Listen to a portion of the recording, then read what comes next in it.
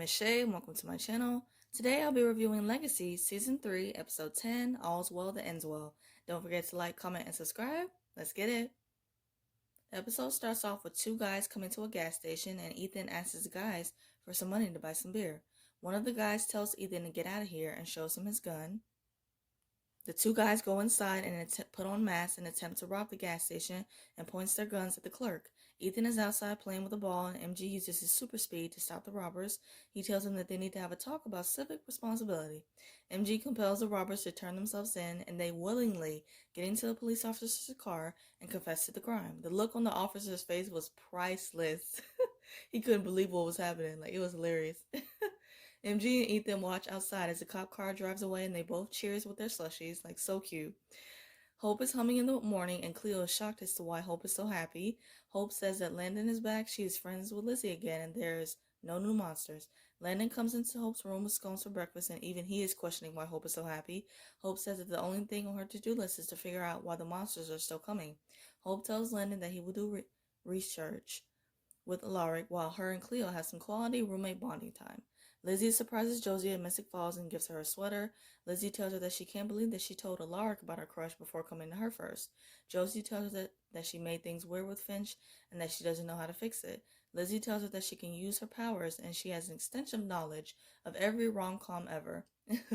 Dorian shows up and asks Lizzie if they have a monster problem, and Lizzie informs him that they have an angsty teenage problem, high school crush. Dorian says that is not his department and wishes them both good luck. Josie tells her to leave it alone, and she leaves. And I'm like, Lizzie Stoltzman is not going to leave this alone. She is going to find a way to meddle in this with anything involving her sister. So Lizzie turns the corner and sees MG, and she hides and does a spell to make herself invisible. MG goes to class and talks with Ethan about the other night at the gas station. Ethan says that he is ready for the next go-round, and MG tells him that it's probably best to lay low. Ethan says that the next time MG can wear a mask, keep his identity secret. Ethan shows MG his old mother's police scanner and says that they can use that to find their next case. He suggests that they skip PE, and MG agrees. Josie is walking in the hallway and she sees Finch with a friend. Josie turns around and her books fall out of her hand. Finch comes over to help her pick them up, and they catch up for a quick minute. They make plans for lunch and Finch leaves. Lizzie, still invisible, says she totally gets why Josie is into Finch because she is hot. Lizzie drags Josie down the hallway, still invisible, and tells her that she knocked the books out of her hand. And I'm not surprised. Lizzie tells her that she is going to go down the list of the rom-com steps to get the girl. Landon and Alaric are going over the research, and Alaric tells him that they need to figure out where the artifact originated from. Landon mentions that the research would go much faster with the vampire speed reading. Alaric admits that Hope asked him to keep an eye on Landon and make sure that he is safe. Cleo and Hope are having a picnic, and Hope suggests that maybe Cleo is what Malivore wants, and to use her as bait to see if another monster will come. Cleo agrees, and there is a dark cloud that comes out of the sky, and the leaves start to swirl around. Cleo and Hope both grab a knife, and another monster, who is a woman, shows up. The monster starts screaming, and Hope does a spell to tie up the monster, while Cleo does a spell to shut her mouth.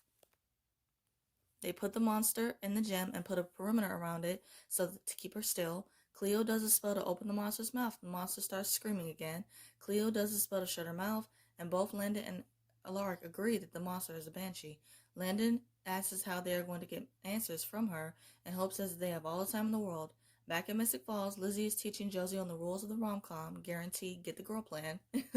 And Josie is attentive and taking notes like a good student, while Lizzie is instructing Josie about talking about the spontaneous life highlight moment, and Dorian interrupts her.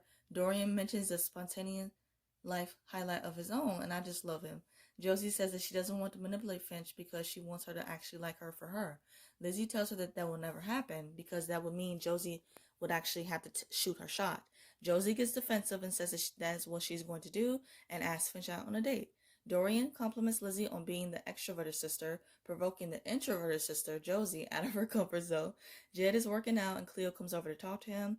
Jed says that he has been moved to this junior squad after hurting MG. He says that he is looking for a way to make it up to everyone. Cleo says that she needed a moment to process that the Malivore monsters are coming for her. Jed has an epiphany about how to solve both of their problems, and he leaves.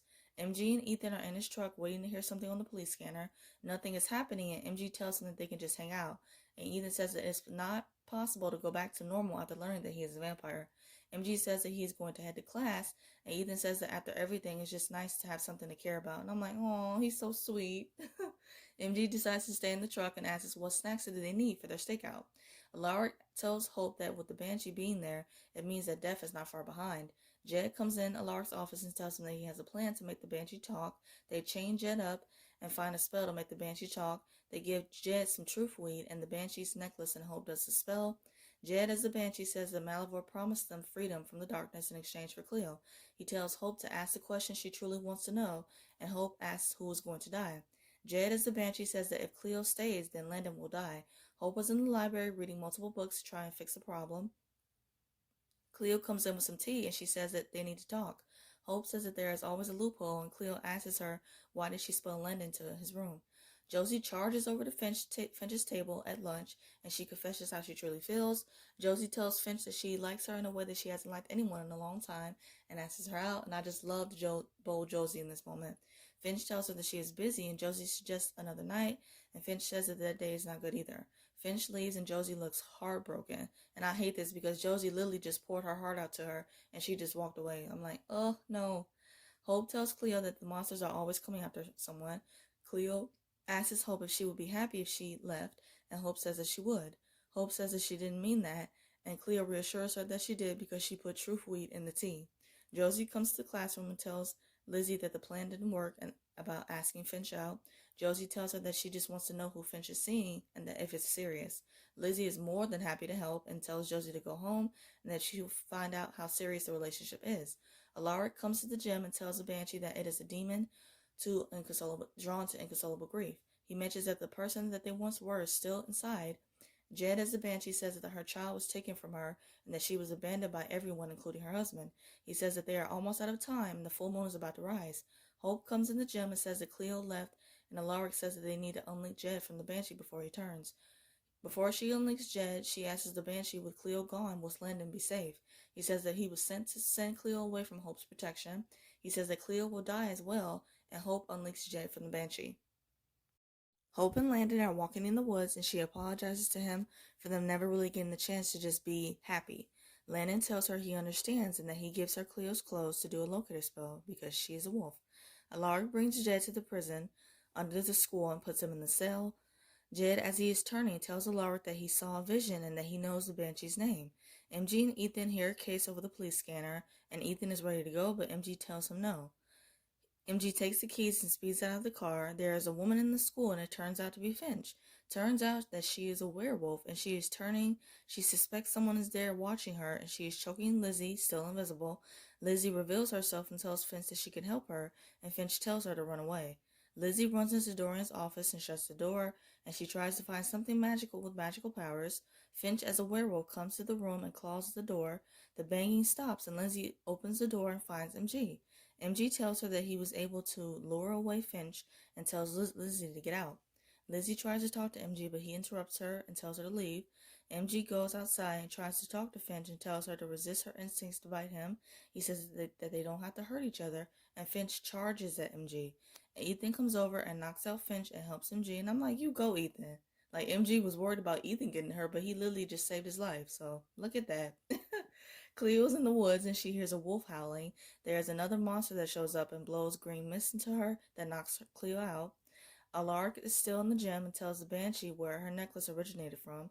The Banshee tells Alaric that he is too late and she starts screaming. Alaric tells her that he knows what happened to her son. She stops screaming and questions him about it. He mentions that there was a survey done in England 50 years later called the Doomsday Book. Dryston lived a long time in the village and had children of his own, which one was named after her. He says that he can only imagine if somebody took his child and he never knew what happened to them. He says that no one should have to grieve like that, and the Banshee cries loudly and falls into Alaric's arms, turning into a human.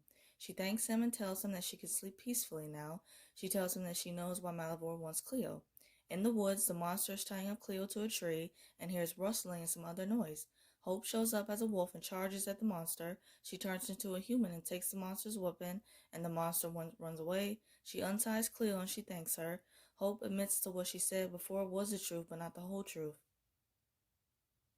She says that she has been distracted and not in the best of moods since Cleo arrived at the school, but tells her that it has nothing to do with her. She tells Cleo that she is a kind and brilliant badass and that she is lucky to have her as a friend. Like, I am so here for this friendship. Oh, I love it. Cleo asks why the monster ran away, and Hope replies that something about it felt familiar, like she fought it before. MG and Ethan are drinking at Ethan's place. Ethan mentions how he understands now why MG wanted him to stay behind, and MG tells him that he would have died if he hadn't come. MG tells him to make another one of those masks and asks him to be partners. Ethan happily agrees and suggests that if he can come up with the superhero names. MG says that he will take care of the superhero names and asks what they are going to do with Finch. Lizzie comes back to Elena's and tells Josie that Finch is seeing somebody else and that it is really serious. Josie is crushed and says that she saved her months of spiraling. Lizzie mentions that she should have let Josie find that out on her own. And what I'm saying, what you should have done is not lie to Josie about it, but okay. Lizzie admits to feeling like Josie doesn't need her anymore, and Josie feels the same way. Josie tells Lizzie to stay, and she comforts her. Hope and Lander are walking in the woods, and he has a surprise picnic planned for her on the dock. He tells her that they have to try to find the moments of happiness between the monsters. They both agree to screw fate and just be in the moment. So cute. Jed wakes up in his cell, and Cleo gives him a water. Cleo tells Jed that his plan worked. The Banshee found peace and that he has earned his place back into the Super Squad. Jed thanks Cleo for believing in him. Cleo asks him when he was inside the Banshee's mind did he discover why Malavoy wants her. Jed replies that he did, but it was kind of hazy, but that he never had a genius monster hunting idea until he was standing next to her. So I'm like, interesting. Alaric and Dorian are burying Kathleen, formerly the Banshee, and Dorian says that he didn't miss this part of the job. They each take a drink from the canteen and tells Dorian to take the artifact. He admits that he knows the real reason why Malivore wants Cleo, and that reason is that she's his muse. Cleo is a witch who is the seventh daughter of a seventh daughter that has a special magical power, the power of inspiration. He says that Malivore has a problem that he's trying to solve, which is a way out of the prison world. Hope and Landon are asleep in bed when a monster comes over to them with a knife. He cuts strands of hair from both of their heads. The episode ends with the monster gone, Hope waking up and getting the feeling that something is wrong. To wrap up this video, I'm going to do 3 quick things. First, my quick thoughts on the episode. It was an alright mid-season finale.